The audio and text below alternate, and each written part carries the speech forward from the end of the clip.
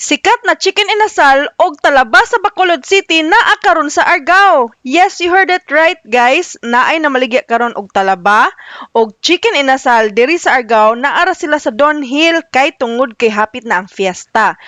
Tagpila ang talaba? 250 ang kilo? Per serving? Plate, ma'am. Usa ka plate.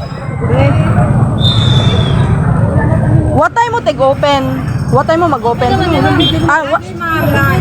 Lunch time until gabi eh? What time sa gabi mag-close? Gastos ka lang.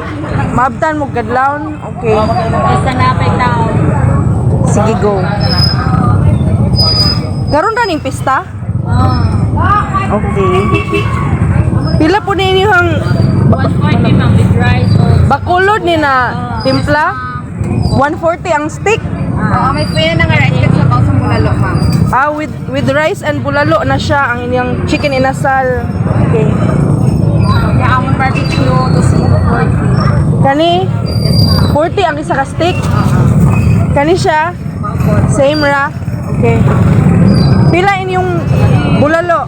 Pwede siya good for 6. Nga na ikon maro 600 ay 500. 500 ni. Good for 6. Good for 6. Na good for 4. Good for 4. Sabaw na siya ma'am 300. At least about 300. Okay. Sige, thank you. Pares 120 may free na rice. Beef pares ni? Oo. Dapat din, mami. Beef mami 120 Oo, may rice. with rice ang serving. Okay. Thank you, miss. So what are you waiting for? Atak na mo sa Don Gil and enjoy their talaba, chicken inasal o ang ilang bulalo. Thank you for watching and have a great day. Bye, lovies. Love you.